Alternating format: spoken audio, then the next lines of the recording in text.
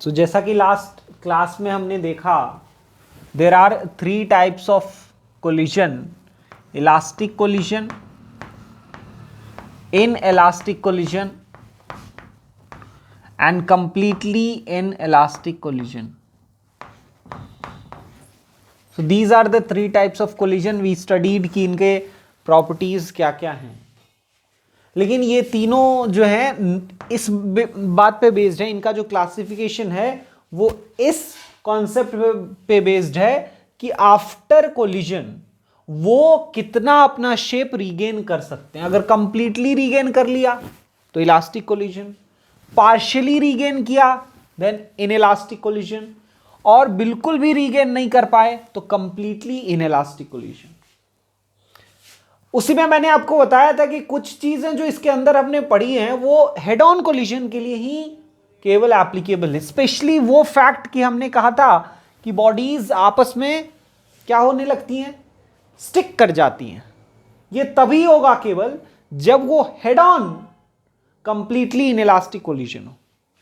तो इसका मतलब कि एक दूसरा टाइप ऑफ क्लासिफिकेशन भी कोलिजन का होगा, उसको हम लोग कहते हैं एक head on collision, head on, और दूसरा को कहते हैं ऑब्लिक कोलिजन। इसी ऑब्लिक कोलिजन का रिजल्ट होता है कि 2 डायमेंशनल कोलिजन होता है। हेड ऑन कोलिजन क्या है? 2 बॉडीज अगर इस तरह से कोलाइड हों कि उनके वेलोसिटीज का लाइन जो है वो सेम हो, सेंटर के अबाउट वो एकदम उसी लाइन पे कोलाइड करें, तो हेड ऑन कोलिजन होगा। ऑब्लिक कोलिजन कैसा होगा? जब बॉडीज का जो वेलोसिटी होगा उनका लाइन ऑफ वेलोसिटी अलग अलग होगा। देख रहे हैं कि इसमें लाइन ऑफ वेलोसिटी अलग है, ये टकरा के इधर भागेगा और ये टकरा के इधर भागेगा, तो 2 डायमेंशनल कोलिजन रिजल्ट हो जाएगा। अब इसमें कुछ प्रॉपर्टीज अलग होंगी इनसे, कुछ प्रॉपर्टीज तो सिमिलर होंगी। जैसे ऐसा हो सकता है कि ऑब्लिक इलास्टिक कोलिजन हो, ऑब्लिक इनइलास्टिक कोलिजन हो, ऑब्लिक कंप्लीटली इनइलास्टिक कोलिजन हो। तो हमने जो पढ़ा है वो head on elastic collision, head on inelastic collision और head on completely inelastic collision पढ़ा है। ऑब्लिक जब पढ़ेंगे तो उसमें देखेंगे कि क्या क्या उनकी प्रॉपर्टीज अलग हैं पिछले वाले से। चलिए, तो इतना तो ये जनरल डिस्कशन हो गया कोलिजन के टाइप पे। एक इंपॉर्टेंट प्रॉपर्टी जो हमने देखी है that we have seen is कि in collision total momentum of the body remains conserved. Total momentum of bodies, दोनों बॉडीज जो अगर टकरा रही हैं तो उनका जो टोटल मोमेंटम है या लीनियर मोमेंटम है वो कंजर्व्ड रहेगा।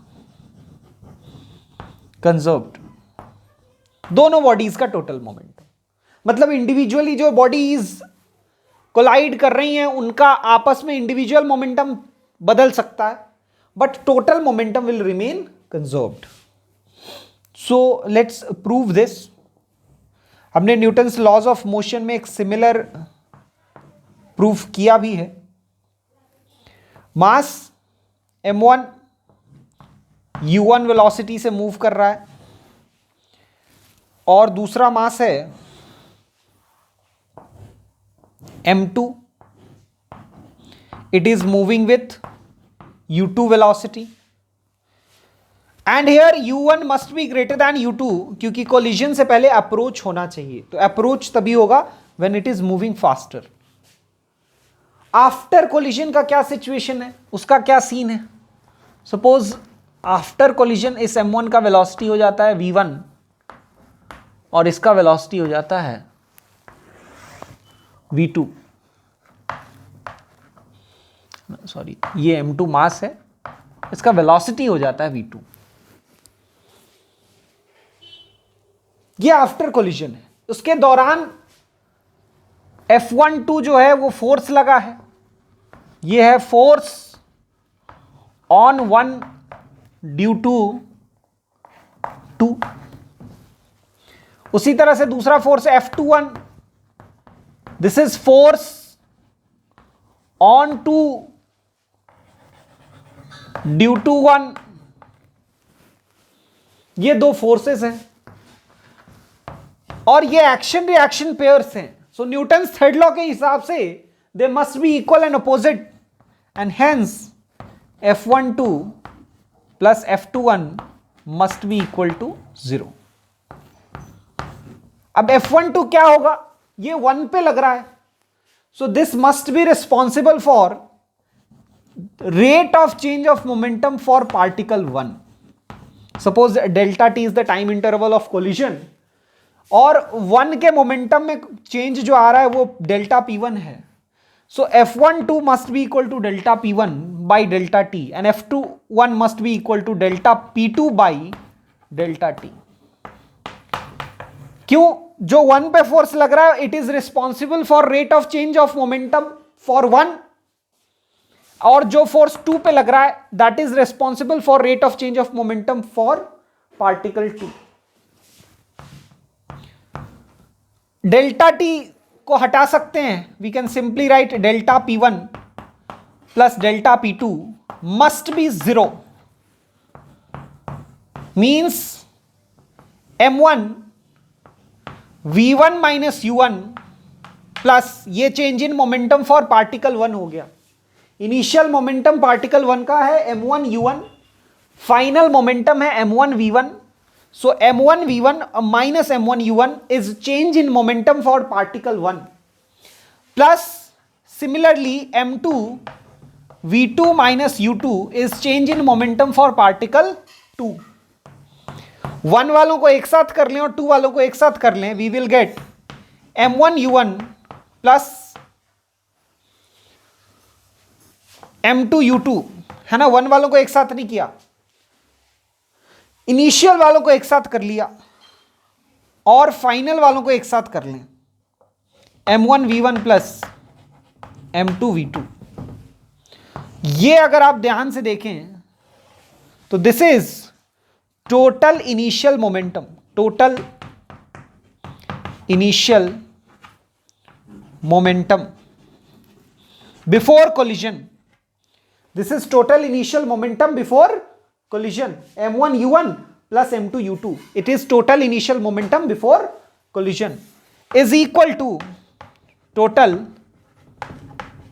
final momentum after collision. तो इस तरह से हमने ये प्रूव कर दिया कि total momentum of a body remains conserved before and after collision. इसको कॉपी कर लीजिए।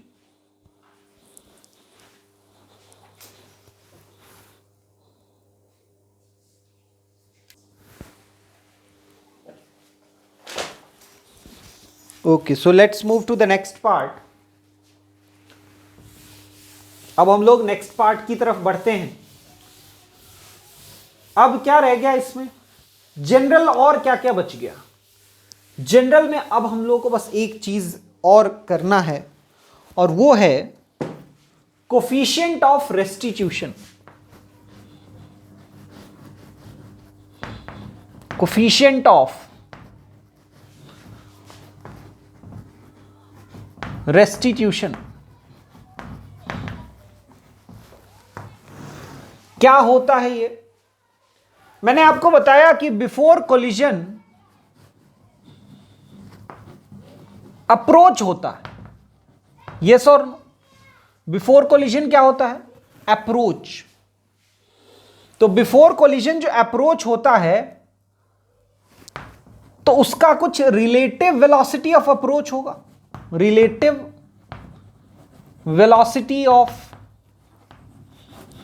अप्रोच, उसका मैग्नीट्यूड निकाल लेंगे। फॉर एग्जाम्पल अगर हम लोग जो फिगर हमने अभी अभी बनाया था उसी को फिर से बना लें, M1 mass moving with speed U1 and M2 mass moving with speed U2, तो इसमें अप्रोच होने के लिए हमने बात किया कि U1 must be greater than U2।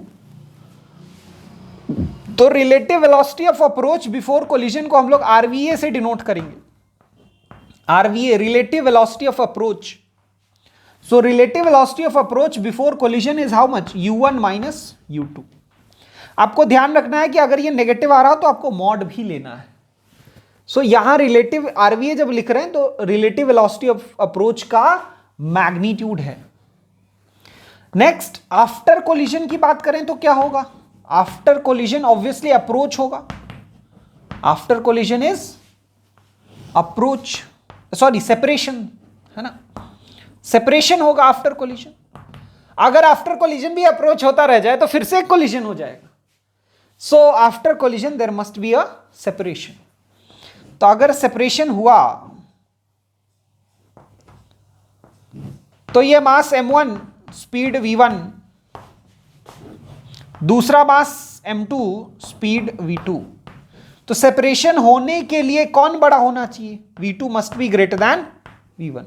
ऐसे इमेजिन करो, दो आदमी में अगर लड़ाई होना है तो पहले वो दोनों आसपास आएंगे, नजदीक आएंगे, अप्रोच करेंगे, तभी तो लड़ाई करेंगे। और एक बार लड़ाई कर लिया तो कोई तो भागेगा, और अगर भागेगा तो सेपरेशन होगा।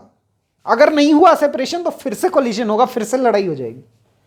तो आप ऐसे याद रख सकते हैं कि बिफोर लड़ाई यानी before collision there must be approach, and after लड़ाई यानी after collision there must be separation. तो यहां भी कुछ होगा, relative velocity of separation, relative velocity of separation after collision होगा ये, है ना? इसका जो मैग्नीट्यूड होगा उसको हम लोग आरवीएस से डिनोट करेंगे, आरवीएस। और वो कितना आ जाएगा? v2 minus v1।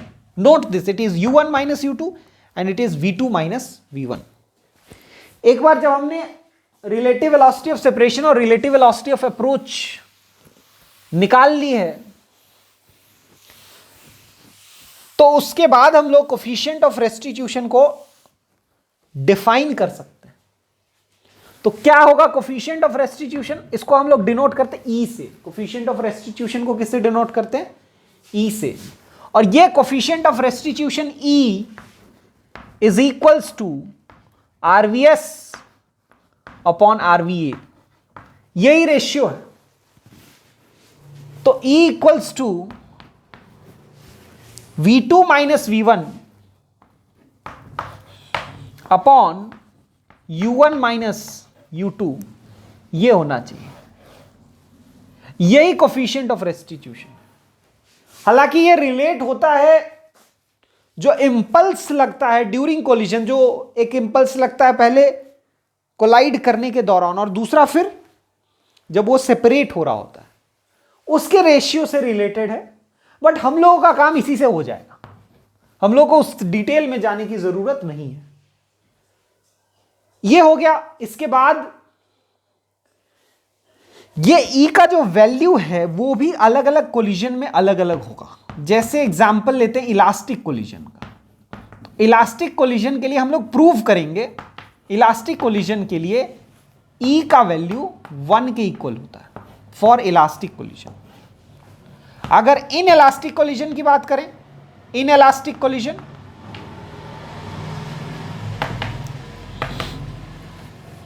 ई का वैल्यू लाई करेगा 0 से 1 के बीच में। अगर कंप्लीटली इन इलास्टिक कोलिजन की बात करें, कंप्लीटली इन इलास्टिक कोलिजन इसकी बात करें, तो कंप्लीटली इन इलास्टिक कोलिजन में ई 0 हो जाएगा। इसका क्या इंप्लीकेशन है वो देखेंगे हम लोग जब हम लोग सेपरेटली सारे कोलिजन्स को पढ़ेंगे। और एक हमने आपको बताया था कि कोलिजन के दौरान या ऐसे भी कोई बॉडी अचानक से ब्रस्ट कर जाए तो उसका इनिशियल काइनेटिक एनर्जी से ज्यादा हो जाता है final kinetic energy. So it means kinetic energy has increased, but how is it possible? Again मैंने बताया था आपको कि उस समय जो स्टोर्ड इंटरनल एनर्जी होता है, स्टोर्ड पोटेंशियल एनर्जी जो बॉडी के अंदर होता है, वो काइनेटिक एनर्जी में कन्वर्ट हो जाता है। और उसी के बारे में कई बुक्स में आप देखेंगे, it is written as super elastic collision, super elastic. हालांकि नाम इज डिबेटेबल क्योंकि उसमें इलास्टिक नहीं है बिहेवियर, तो कई बार उसको इनइलास्टिक कैटेगरी में भी रखा जाता है और ई का वैल्यू उसमें ग्रेटर देन 1 होता है, क्योंकि सेपरेशन बहुत तेजी से होगा और अप्रोच नहीं हो रहा था या अप्रोच बहुत स्लो हो रहा था। तो हम लोग इसको बस ध्यान रखेंगे, प्रॉपर्टी को ध्यान रखें कि क्यों ऐसा हो रहा है, उसके नाम पे डिबेट ना करें, सुपर इलास्टिक हो या कुछ और हो, उससे क्या फर्क पड़ता है। सो ये चीज है कोफिशिएंट ऑफ रेस्टिट्यूशन। हम लोग देखेंगे कि किस तरह कोलिजन्स के अच्छे क्वेश्चंस में इसका बहुत ज्यादा काम आता है। जल्दी से इसको कॉपी कर लीजिए, नया चीज शुरू करेंगे अब।